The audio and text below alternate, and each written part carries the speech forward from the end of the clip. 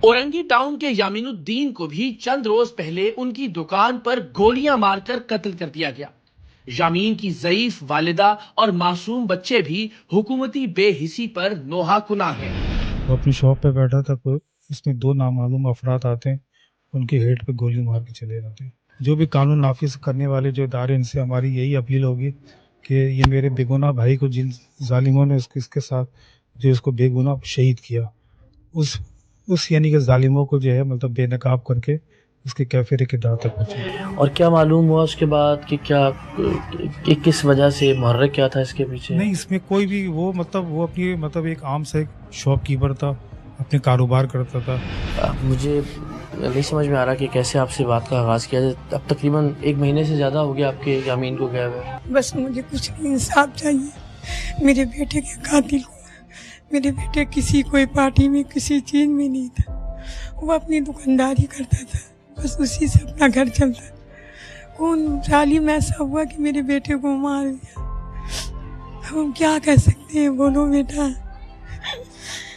इस माँ की दर्द इतना बेटा इतना अच्छा था, सारी दुनिया से पूछो कि वो अपने काम से काम रखता था, वो नमाजी था, किसी हमदर्द के साथ जो गरीबों को करता था, वो किसी से कुछ ही नहीं था उसका। इस बेटे को मार दिया। ये देखो इसके 2 बच्चे हैं।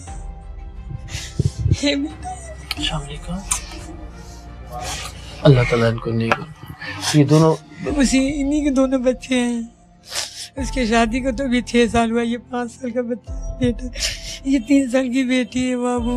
और जब आपको खबर मिली कि ये हुआ है उस वक्त? मुझे सिर्फ खबर दे हमारे यहाँ पे कोई दिया कि मतलब यामीन को गोली लग गई, ये मुझे पता नहीं था कि यामीन को एकदम ऐसा मारा ख़त्म हो गया। ये मेरे जहन दिमाग में भी नहीं था। यहाँ जब घर पे आए लोग कोई कुछ बोल नहीं रहे। लोगों को पता चला, बाद में पता चला कि यामीन तो ख़त्म हो गया, यामीन नहीं है।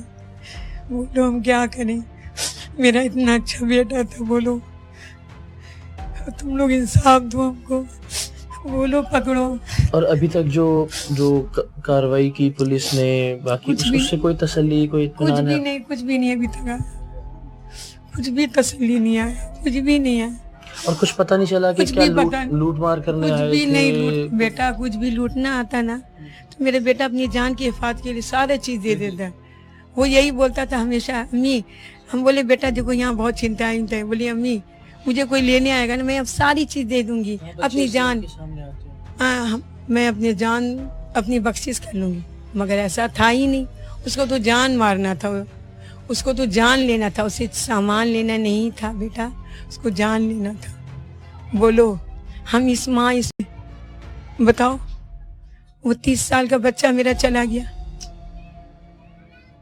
और अब रमज़ान है, ईद आने वाली है, अभी कैसे गुजारते थे पहले? जब बहुत, वही तो कह रहे, अभी इस रात गया, अभी रमज़ान हर पल में याद हो रहा है, किस वक्त नहीं। उसकी वाइफ जाके अभी इद्दत में है, अभी इसमें बैठी हुई है, जाके एहतिकाफ में बैठी। आप किसे जिम्मेदार समझती हैं? ये भी देखें, एक यामीन है और बहुत सारे यामीन रोज़ाना की बुनियाद पर हम देखते हैं कराची शहर की सड़कों पे इसी तरह से मारे जा रहे हैं। आप अब एक माँ की हैसियत से जितना दर्द आप महसूस कर सकते हैं शायद कोई और नहीं कर सकता। आपके ख्याल में कौन जिम्मेदार है? इसके जिम्मेदार तो हुकूमत है। हुकूमत को चाहिए ना कि इस तरीके से जो मतलब बेगुनाह को मारा जा रहा है, तो हुकूमत को चाहिए, पुलिस को चाहिए कि भाई पकड़े, क्यों मार रहा, आखिर क्या वजह है। और अभी तक कोई सुराग नहीं मिला कि किसने किया? कुछ भी नहीं मिला। ये तो हुकूमत को चाहिए, क्या तहफ़्फ़ुज़ किया जा रहा है। चिंताएं हो रहा, जो नहीं दे रहा उसको भी मार दे रहा। ये तो खैर हमारे बेटा को चिंता ही नहीं, मेरे बेटे को तो मार नहीं आया था। बेटा इतना अच्छा बेटा, इतना सब कुछ करता था। अभी रमज़ान गुजर रहा, मेरे से पूछो कि मेरे एक पल मेरे लिए क़यामत का टाइम गुजर रहा। बेटा ये बच्चे मासूम को देख के कैसा लगता, बोलो। और क्या सबसे अच्छी बात थी, खैर गैर आप बता रही हैं बहुत अच्छा बेटा, फिर भी कुछ जो सबसे ज़्यादा याद आती है चीज़? ये रमज़ान अभी तो बहुत याद आती है। रमज़ान में कुछ ना कुछ लेके आता, अम्मी ये चीज़ खाना, अम्मी वो चीज़ खाना। बहुत ज़्यादा बेटा, बहुत प्यारा बेटा था, बहुत अच्छा बेटा था। सब बहनों का भी ख्याल करता था। माशाल्लाह हमारी 5 बेटी, सबकी, पूरे ख़ानदान में, पूरे ख़ानदान में, पूरे रिश्तेदारों में, पूरे मोहल्ले में, आप जिससे भी पूछें सब तारीफ करेगा, कोई भी ये नहीं कहेगा यामीन सही नहीं था। इससे पहले भी माँ जी आप खबरें सुनती होंगी कई साल से, शहर का तो यही हाल है ना, माओ के बच्चे जाते, जब आप सुनती थी ऐसी खबरें और फिर जब खुद पे बीती? बहुत बड़ा, बस पहाड़ टूट के गिर गया।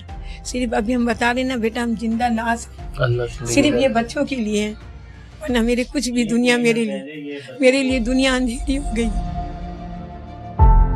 आप अपना ख्याल रखें, अल्लाह इनके लिए बस आसानी और अच्छा लगे। इधर आए, क्या नाम है आपका और क्या बनना है बड़े हो क्या आपको? कुरान शरीफ हिफ्ज करना है। हाँ। और बाबा भी ये बोलते थे? हाँ, बाबा भी। और बाबा भी याद करते हैं अब आप?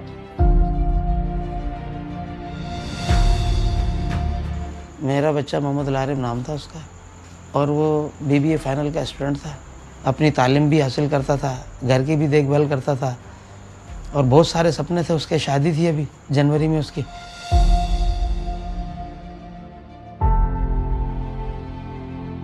चार मार्च का वाक़या है और तकरीबन 10:40-45 का शायद वाक़या है ये।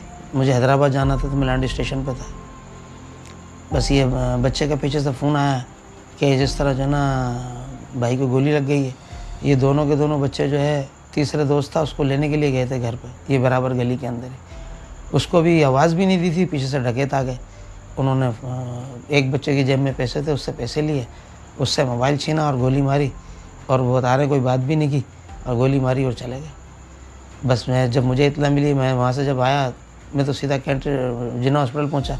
जब जिन्ना हॉस्पिटल पहुँचा तो वहाँ बच्चे की मेरी डेड बॉडी थी। पता है जिसका जवान बच्चा चला जाए तो वो उसकी क्या कंडीशन होगी। हमारे मुल्क में इंसाफ की कहाँ तवक्को है।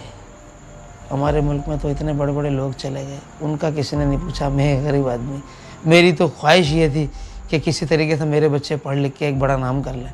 ये जालिमों ने जो ना उसको, मैंने कभी अपने बच्चे के चेहरे पे मट्टी नहीं लगने दी। मैं अपने बच्चों की खुद केयर करता था कि यार ये बाल नहीं बने हुए बाल बनवाओ, ये नहीं बने ये बनवाओ। और उस बच्चे के चेहरे के ऊपर उन्होंने गोली मारी और मेरे बच्चे के चेहरे को लहूलुहान कर दिया, जिसके चेहरे को कभी मैंने मट्टी नहीं लग रही थी।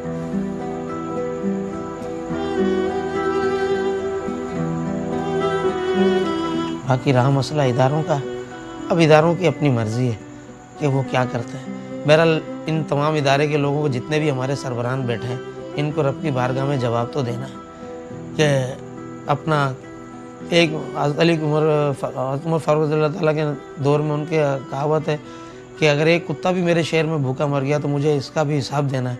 तो यहाँ तो हुक्मरानों के सामने रोज़ाना डेली माओं के बच्चे शहीद हो रहे हैं और उनको कोई पूछने वाला नहीं है। और बड़ी हैरत हुई मुझे अभी वज़ीर दाखिला के बयान पे कि इन क्राइम को अपनी ज़िंदगी के साथ ही संभाल लें। मेरा एक बच्चा शहीद हुआ है, अगर इस बच्चों के शहीद होने से अगर मुल्क का माशरा सुधर सकता है और कारोबार चल सकता है तो 5 बच्चे हम बकाए हैं, 5 घर के फ़र्द, हम 5 को भी शहीद कर दें, ताकि अगर इस मुल्क का, अगर कुछ बंदों के मरने से अगर इस मुल्क के अंदर कारोबार चल सकता है और मैशत चल सकती है बकौल हमारे वज़ीर दाखिला के, तो हम 5 फ़र्द हैं, 5 फ़र्दों को भी शहीद कर दें। हम इसके लिए भी तैयार हैं। अगर किसी को इंसाफ नहीं दे सकते तो आप ये काम कर सकते हैं।